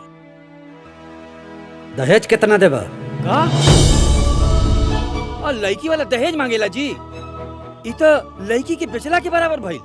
लड़का वाला दहेज मांगी तो शान है, और लड़की वाला दहेज मांगी तो बेचल का है। हमार लड़की तोहरे लड़का से लाख गुना बढ़िया है। अरे रघुआ का कहो तानी कुछ समझा तानी? इस समाज का कही महाराज? समाज उहे कही जौन हम कहब। पहलू काबिलियत के है, चाहे बेटी हो के चाहे बेटा, परिवार संभाले बेटी, वंश बढ़ावे बेटी, प्रतिष्ठा बढ़ावे बेटी, दहेज लिया बेटा के बाप, सबके खिया के भूखे पेट सोए बेटी, दहेज लिया बेटा के बाप, सास ससुर ननद देवरानी जेठानी सबकर गुलामी बजावे बेटी, दहेज लिया बेटा के बाप। अब हम समझ गेली, हमरा के माफ कर दी। रउआ हमार आँख खोल देनी, हमरा के अपन गलती के एहसास हो गई। अब रउआ हमरा के ढेर बेइज्जत मत करी। हम 2 गो साड़ी पर ब्याह करे खातिर तैयार बानी। तोहरे जैसा छोट सोच वाला ना हमरे जैसन बड़ सोच वाले के रिश्ता ना कर सकेला। हमार बेटी IAS अफसर है ना, हमार शान है, हमार पहचान है। जा यहाँ से। एक बार फिर सोच ली गोपाल बाबू। तू जा यहाँ से।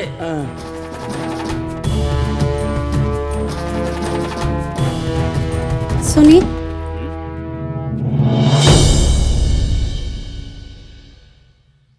अपना बाबूजी की तरफ से रउआ लोग से हम माफी मांगता नहीं।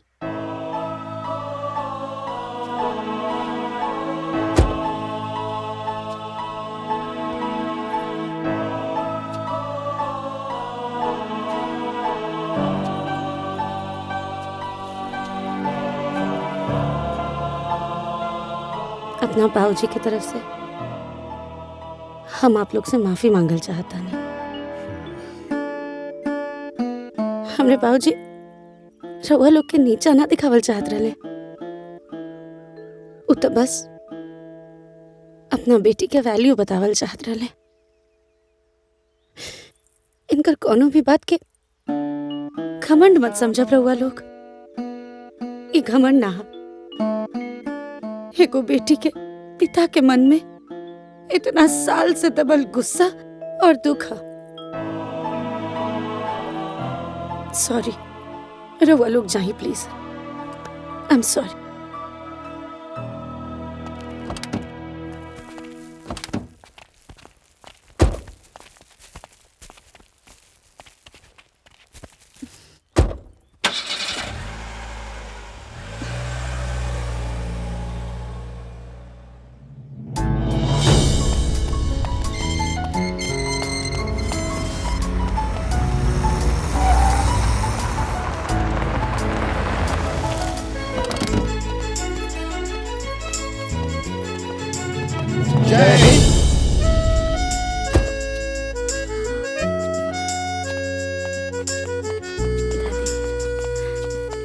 Welcome madam. Thank you.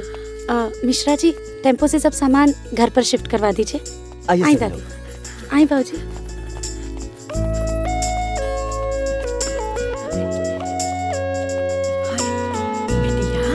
इतना बड़ा घर तो रखे।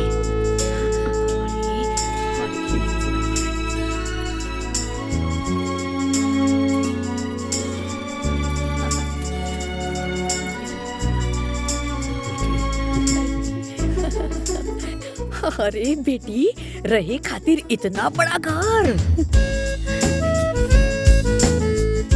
अरे बाहर मर्द लोग तोरा के सलामी ठोकत रहल। अरे बेटी, हम समझ गईली तू कोनो बड़का काम कैले हो। अरे हम ना समझली। हाय बेटा करत रहले, लेकिन तू तो बेटी हो के भी बेटा से बढ़ के काम कर देलू। आज हमरा के तोरा के सलामी ठोके का मन करत हो।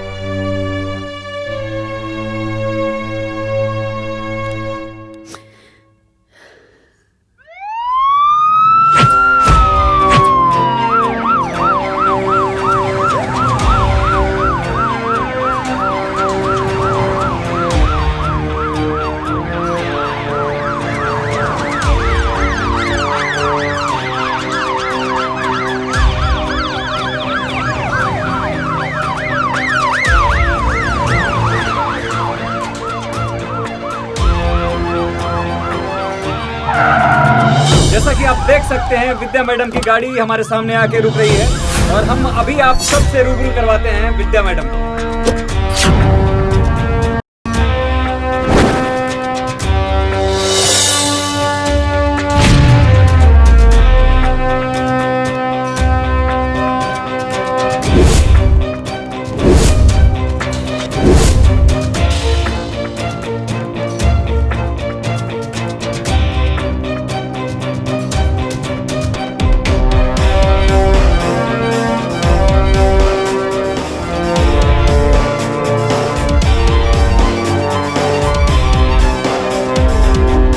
सारे एसओ आ चुके हैं? Yes ma'am. 15 मिनट बाद मीटिंग करेंगे। Thank you. जय हिंद मैडम।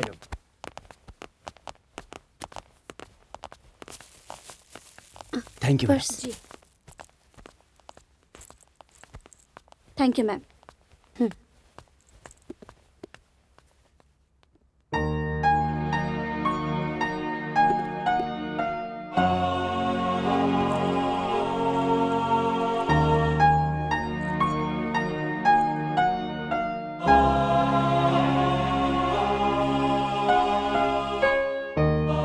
दुर्गा माता तोके शक्ति दी है, तोके निडर बनाई है, और एगो निडर इंसान अपना साथे साथे पूरे समाज का भला करे ना।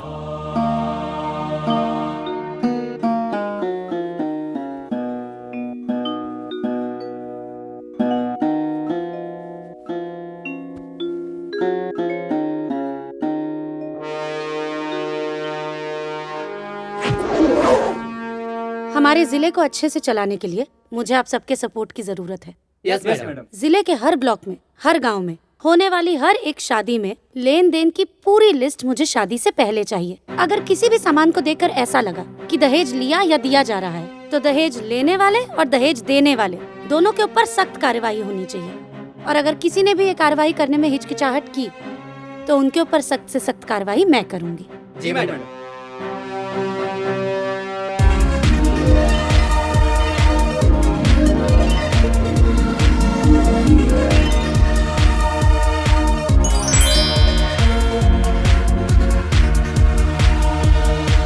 गाजीपुर जिले के नए जिला अधिकारी कुमारी विद्या गोपाल अपने नियुक्ति के साथ ही एक्शन में नजर आ रही हैं। ये मुहिम में सबसे ज्यादा मदद मुझे मेरे मीडिया के दोस्तों की चाहिए।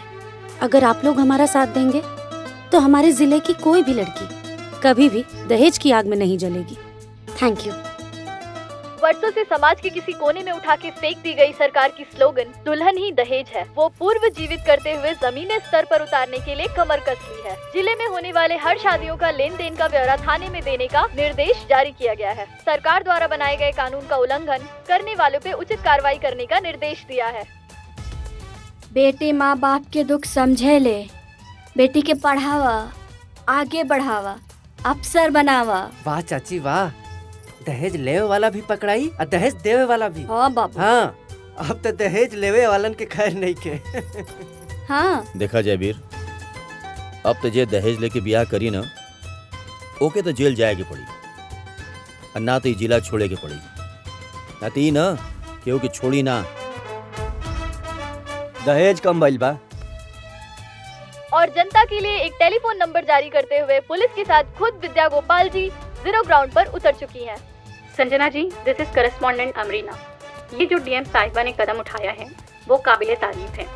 बहू बहन बेटियों में एक खुशी की लहर साफ दिखाई पड़ती है। अगर उन्हें किसी भी तरह की तकलीफ है तो वो सीधे टोल फ्री नंबर 18002929929200 बाबूजी, पे कॉल करके रवा अपनी खुश रिपोर्ट तबानी ना? लिखवा सकती हैं। बेटी, जेकर बेटी इतना बड़ काम कैले होखे, ओकर बाप काहे ना खुश हो बेटी। आज छाती चौड़ा हो गई, ते हमार शान बाड़ी बेटी। बस एक के हमार अरमान बा, का बाबूजी? तोर शादी कोनो अच्छा लड़का से हो जाए और हम कन्यादान करके पुण्य कमा लें।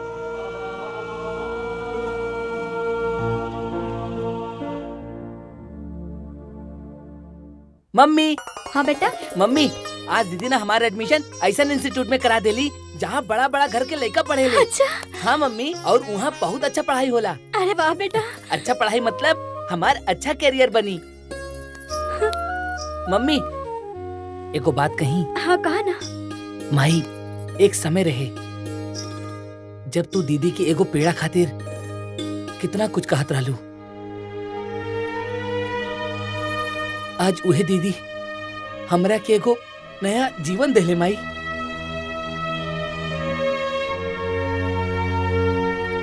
हाँ माई।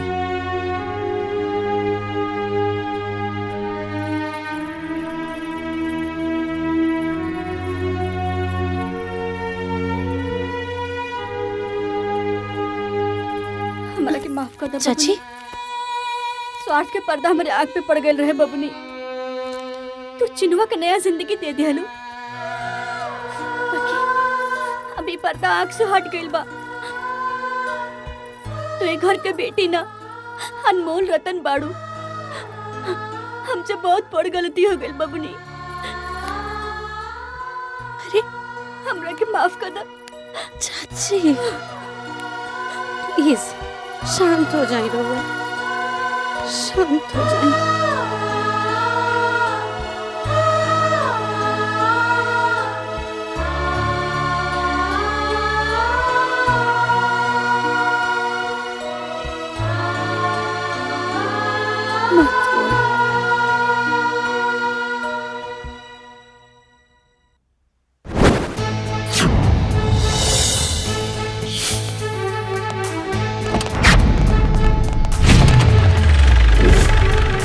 गाजीपुर जिला के नए जिला अधिकारी विद्या गोपाल जी अपनी नियुक्ति के साथ नए एक्शन में नजर आ रही हैं।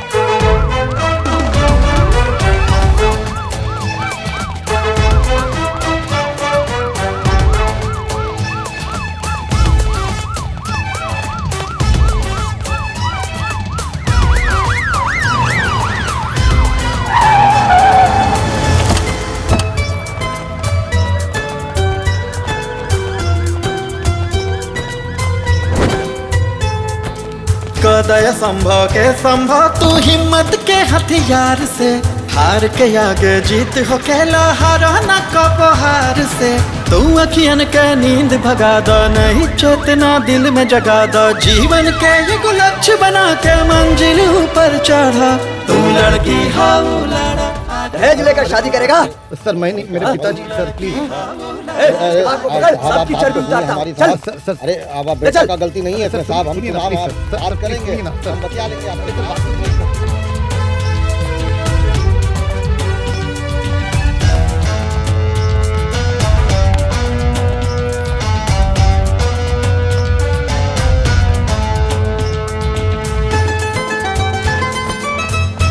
मैडम कहीं ऐसा तो नहीं समाज सुधार की आपकी मुहिम लड़कियों के लिए अभिशाप बनती जा रही है? मैडम आप ये जो दहेज लेने वालों को उठा रही हैं, ये कार्रवाई आखिर कब तक चलेगी? जी मैम बोलिए कुछ। हमने सुना है कि आप अपना पर्सनल फ्रस्ट्रेशन के चलते ये कार्रवाई कर रही हैं, क्योंकि आपकी शादी भी मंडप में ही टूटी थी। नाम क्या है तुम्हारा? लीला। तुम्हारी शादी हो चुकी है लीला? पापा ढूंढ रहे हैं। अच्छा, तो क्या तुमने अभी हाल फिलहाल में अपने पिताजी को ध्यान से देखा है? उनके जूतों को देखा है? उनके बॉडी लैंग्वेज को देखा है? नहीं। अगर देखी होती तो उस चेहरे के पीछे का रोता हुआ चेहरा, उनके जूतों की घिसी हुई एड़ियां और उनके झुके हुए कंधों को देखकर तुम्हें यह पता चल जाता कि इस देश में एक बेटी के बाप का दर्द क्या होता है। ऐसी कोई शादी नहीं है जिसमें बेटी के बाप का कुछ बिका ना हो। ऐसी कोई शादी नहीं है जिसमें किसी बेटी की माँ का कुछ गिरवी ना रखा गया हो। मैडम, लेकिन लेन देन विवाह का एक अंग है। ये एक ऐसा सड़ा हुआ अंग है जिसमें बीमारी लग चुकी है और इसे काट के शरीर से दूर फेंक देना ही भलाई है। अगर सिर्फ सरकारी आंकड़ों को ही देखा जाए तो हर 1 घंटे में एक लड़की की मौत दहेज की वजह से होती है, और ये तो सिर्फ सरकारी आंकड़े हैं। तो फिर आपके हिसाब से शादी के सिस्टम को खत्म कर देना चाहिए। शादी कोई सिस्टम नहीं है, शादी तो 2 परिवारों का मिलन है। और 2 लोग के मिलन में जिम्मेदारी किसी एक पर ही क्यों? अरे शादी तो बेटी की होती है, लेकिन लोगों को सिर्फ इतना ही ख्याल रहता है कि लड़की लेकर क्या आई है, 2 चक्का या 4 चक्का। अरे उसने पढ़ लिख के मेहनत करके कौन सी डिग्री हासिल की है, इससे किसी को कोई फर्क नहीं पड़ता। दूल्हा भले रावण हो, लेकिन दुल्हन हमेशा सीता होनी चाहिए। परिवार वाले भले कौरव क्यों ना हो, लेकिन बहू द्रौपदी होनी चाहिए। पर एक बात याद रख लीजिए आप लोग, इस कलयुग के दहेज रूपी दानव के चीरहरण से हमें बचाने के लिए कोई भगवान कृष्ण नहीं आने वाले हैं।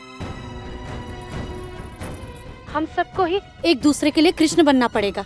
एक दूसरे की मदद हम सबको ही करनी पड़ेगी। हम सबको ही कोशिश करके एक दूसरे के लिए अच्छा ससुराल और अच्छा दूल्हा ढूंढना होगा। वो कैसे? मान लो कि तुम्हारी शादी एक गांव में तय हुई। जिस गांव में तुम्हारी शादी तय हुई है, उस गांव की बहन, भाभी, माँ, हर कोई अगर ये जिम्मेदारी उठा ले कि तुम्हें उस दूल्हे की सारी सच्चाई बतानी है, तो क्या तुम्हें शादी में आसानी नहीं होगी? अरे बेटी के माँ बाप तो लड़के की मौजूदा स्थिति देखकर शादी तय कर देते हैं, लेकिन गांव की बहन बेटियों को उस लड़के की और उसके परिवार की पूरे अतीत की सच्चाई पता होती है। बस यही सच्चाई अगर वो दुल्हन और उसके परिवार को पहुंचा दे, तो कोई माँ बाप अपनी बेटी को आग में नहीं झोंकना चाहेंगे। किसकी शादी, कहाँ, किस घर में, हमें कैसे पता चलेगा मैडम? ये डिजिटल इंडिया का टाइम है। इस डिजिटलाइजेशन को अपनी लाइफ सेट करने के लिए इस्तेमाल करना चाहिए, वेस्ट करने के लिए नहीं। आज ही से डीएम ऑफिस के फेसबुक और इंस्टाग्राम के ऑफिशियल पेज से एक कम्युनिटी बनाई जाएगी। दुल्हन ही दहेज है। मेरा आप सब लोगों से भी निवेदन है कि इस न्यूज को जितना हो सके उतना स्प्रेड कीजिए, और हमारे जिला की जितनी लड़कियां हैं, हर कोई उस कम्युनिटी को ज्वाइन करे, और उस कम्युनिटी में जिसकी जहां शादी हो रही है वो सारी डिटेल्स शेयर करें, और साथ ही में दूल्हे की सारी डिटेल्स शेयर करें। फिर उस लड़के के बारे में बाकी कोई भी लड़की जो भी कुछ जानती हो वो डिटेल भी उस कम्युनिटी पर शेयर करें। अगर कोई काम एक आदमी अकेला करता है तो वो सिर्फ काम होता है, लेकिन अगर कोई काम सब लोग मिल के करते हैं तो वो एक आंदोलन बन जाता है, और आंदोलन के बाद ही आती है क्रांति। धन्यवाद। जैसा कि आपने देखा, डीएम विद्या गोपाल ने दुल्हन ही दहेज है मुहिम में सबका साथ मांगा है। उन्होंने आगे ये भी साफ कहा है कि उनके लिए भी उनकी कम्युनिटी ऐसा ही रिश्ता ढूंढे जिसके परिवार में 3 पुश्तों ने ना दहेज लिया हो और ना ही दहेज दिया हो। अब हम बहनों को एक दूसरे की मदद करनी है और दुल्हन ही दहेज है कम्युनिटी को ज्वाइन करना है।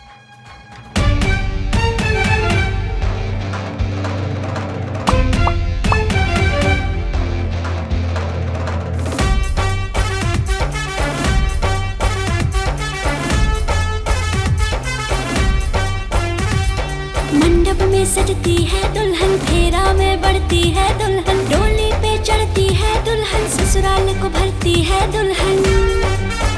जब दुल्हन ही लक्ष्मी है तब शादी से क्यों परहेज है, परहेज है, क्योंकि दुल्हन ही दहेज है, दुल्हन ही दहेज है, दुल्हन ही दहेज है, दुल्हन ही दहेज है।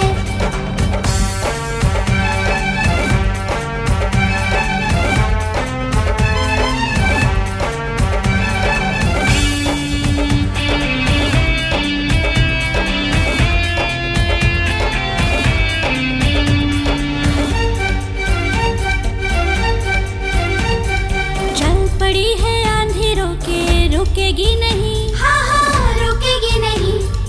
अब बेटी के बाप की पगड़ी झुकेगी नहीं, हाँ हाँ झुकेगी नहीं।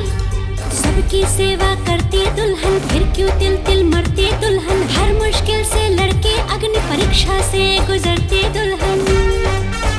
हर नारी घर की संस्कार है, ये ना कुर्सी मेज है, हाँ मेज है, क्योंकि दुल्हन ही दहेज है, दुल्हन ही दहेज है, दुल्हन ही दहेज है, दुल्हन ही दहेज है।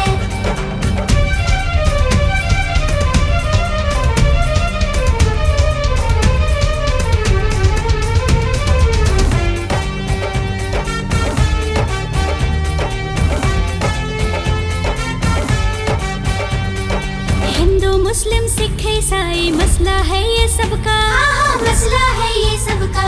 मिलके लड़ो समस्या नहीं ये किसी एक मजहब का, ना किसी एक मजहब का। अब न किसी को छलना होगा, अब ये प्रथा बदलना होगा। सबको साथ में चलना होगा, समरसता में ढलना होगा।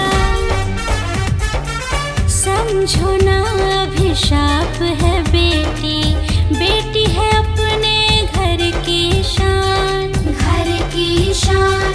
शहर राज्य ना बोलेगा, बोलेगा पूरा हिंदुस्तान, हिंदुस्तान, हिंदुस्तान, हिंदुस्तान, हिंदुस्तान। परिवर्तन की दिशा में अब तो चले ये आंधी तेज है, हाँ हाँ तेज है। क्योंकि दुल्हन ही दहेज है, दुल्हन ही दहेज है, दुल्हन ही दहेज है, दुल्हन ही दहेज है। You have a voice message.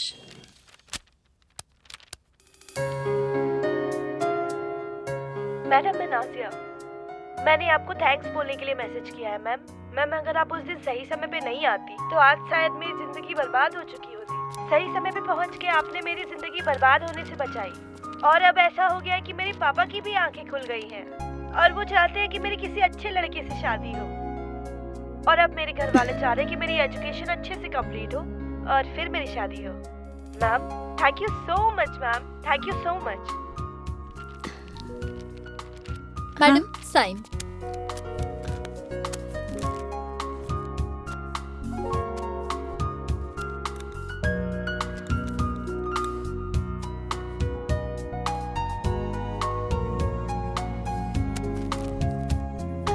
लीजिए। मैडम आप बहुत अच्छा काम कर रही हैं। आपकी बनाई हुई कम्युनिटी दुल्हन ही दहेज है मेरी बेटी के लिए अच्छा रिश्ता ढूंढने में बहुत मदद कर रही है।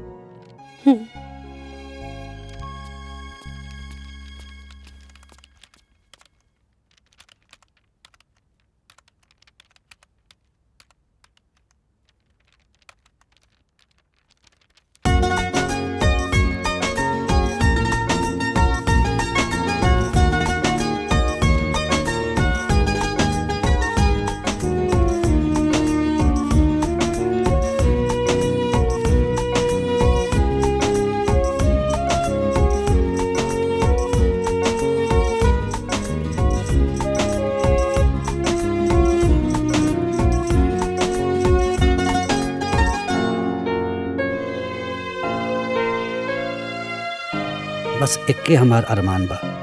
का बाबूजी? तोर शादी कोनो अच्छा लड़का से हो जाए और हम कन्यादान करके पुण्य कमा लें।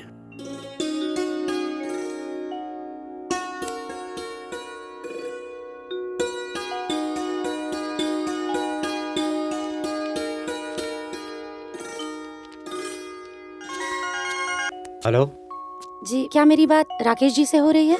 जी मैं राकेश, आप कौन? जी मैं विद्या गोपाल बात कर रही हूँ। नमस्ते नमस्ते। जी बोलिए। नमस्ते। एक्चुअली मेरी कम्युनिटी फैमिली ने मेरे फ्यूचर हस्बैंड के लिए आप ही को सर्टिफाई किया है।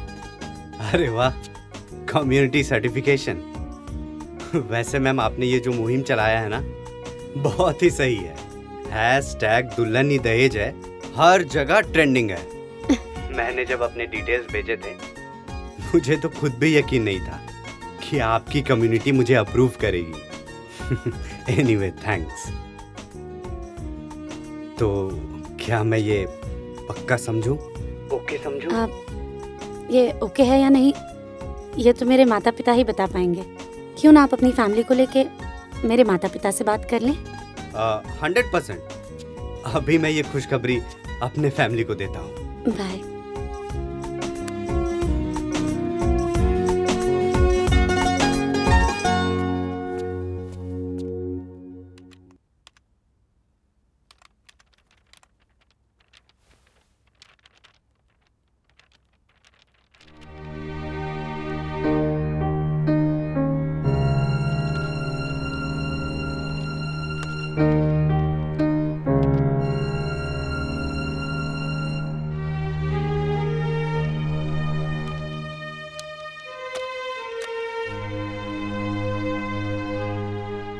हम अंदर ना सर प्लीज 5 मिनट खातिर हमरा जाए दी।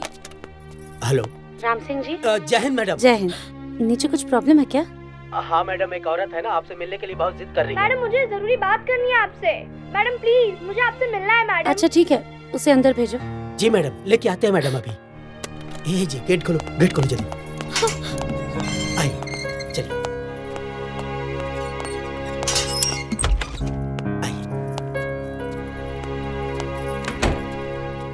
नमस्ते मैम। नमस्ते जी, बोलिए। मैम आपकी शादी जिस लड़के से हो रही है ना, मैं उसकी बड़ी बहन हूँ। अरे आप बैठिए ना, खड़ी क्यों हैं? ओके। कुछ चाय कॉफी मंगाएं आपके लिए? नहीं मैम, थैंक यू। वो आप कह रही थी कि आपको मुझसे कुछ ज़रूरी बात करनी है। मैम अब आप मेरे भाई से शादी मत करिए। क्यों? मत करिए मैम। क्या आपके भाई शराबी हैं? नहीं मैम। तो उन्हें जुआ खेलने की लत है? नहीं। तो क्या वो लड़कियों के साथ बदतमीजी करते हैं? नहीं मैम, ऐसी तो कोई अवगुण नहीं है मेरे भाई में मैम। तो अब फिर आप क्यों शादी करने के लिए मना कर रही हैं? उसकी सबसे बड़ी गलती है कि वो खामोश रहता है। खामोश रहता है मतलब? मैम आज से 6 साल पहले मेरे माँ बाप ने बहुत धूमधाम से मेरी शादी बहुत अच्छे घर में की। 2-3 महीने तक सब ठीक था मैम। उसके बाद बात ही बात में मेरे ससुराल वाले दहेज का जिक्र करने लगे और 1.5 साल बीतते बीतते दहेज के लिए मेरा पति मुझ पर हाथ भी उठाने लगा। ये बात मैंने अपने माँ बाप को बताई मैम। उन्होंने मुझसे सब्र रखने और इस बात के लिए कुछ हल ढूंढने की बात कही, लेकिन मैम एक सड़क दुर्घटना में मेरे माँ बाप की मृत्यु हो गई। उसके बाद हालात बद से बदतर हो गए, लेकिन मेरी जिंदगी में एक उम्मीद हुई जब मुझे पता चला कि मैं माँ बनने वाली हूँ। 1 साल तक मेरे ससुराल वालों ने दहेज की बात तक नहीं की, लेकिन बस मेरी बेटी के पैदा होने तक 1.5 साल तक मैंने जैसे तैसे अपनी और अपनी बेटी की जान बचाई मैम। पर जब मुझसे लगा कि अब मुझसे नहीं हो पाएगा, तब मैंने अपनी आखिरी उम्मीद अपने भाई से मदद मांगी। मैंने उससे कहा कि मैं ऐसे परिवार में नहीं रह सकती जहां सिर्फ मुझे दहेज के लिए रखा जाता है और मेरी बेटी उनके लिए बोझ है मैम। मेरे भाई ने मुझसे कहा कि वो मेरा और मेरी बेटी का खर्च तो उठा सकता है, लेकिन ये बदनामी नहीं उठा सकता कि जहां मेरे स्वर्गवासी पिता ने मेरी शादी तय की है वो रिश्ता गलत है।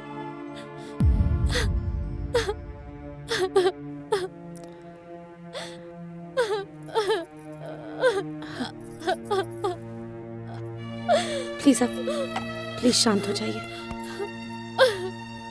आपके साथ इतना सब कुछ हो रहा था तो आपने पुलिस में कंप्लेन क्यों नहीं की? एक मजबूर और अकेली औरत कहाँ जाएगी मैम?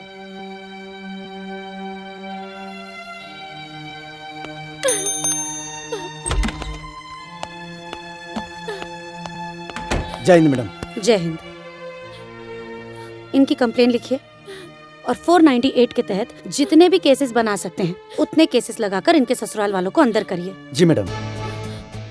ये आपकी कंप्लेन लिख देंगे और उसके बाद भी अगर आपको या आपकी बेटी को कोई भी तकलीफ हुई तो आप बेझिझक कभी भी मेरे पास आ सकती हैं, ठीक है? जी मैम। अपना ध्यान रखिएगा। आइए। Thank you.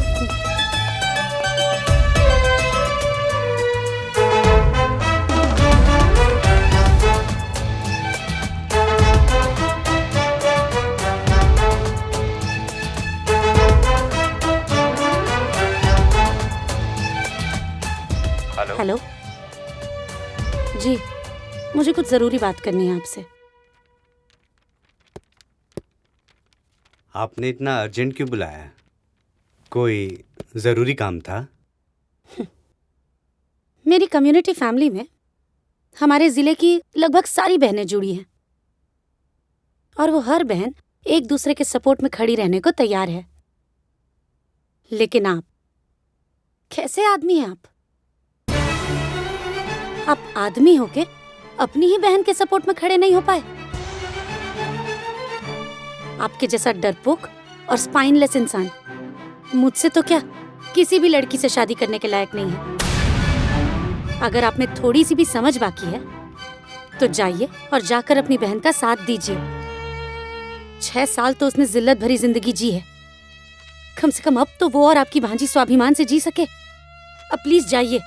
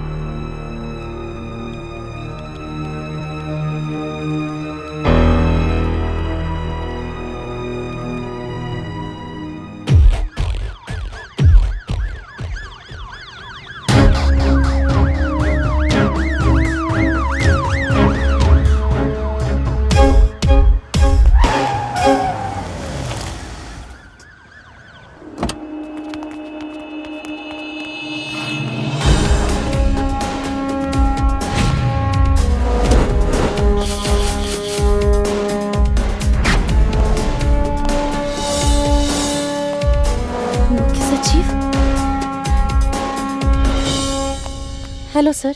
जय हिंद। सर आप यहाँ? क्यों, मैं नहीं आ सकता क्या? नहीं सर, ऐसी बात नहीं, आप आइए ना सर प्लीज।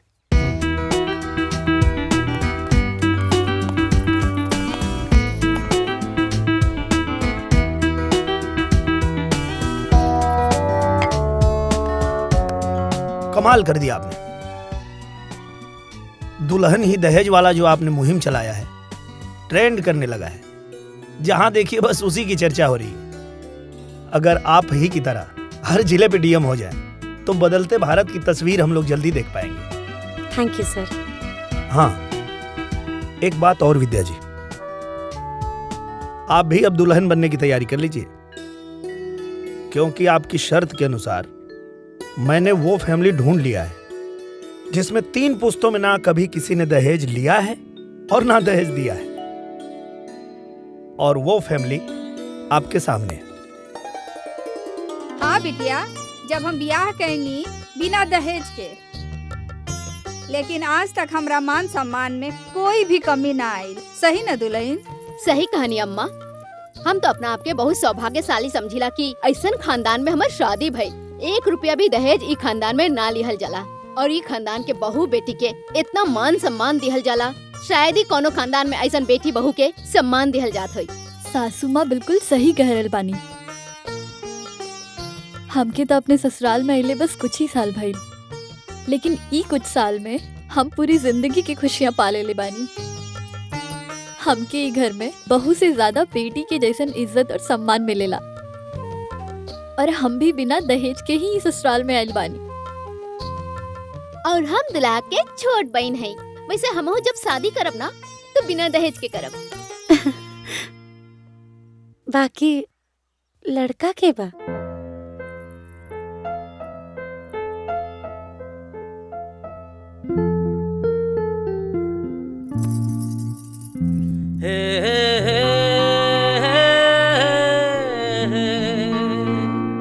ला ला ला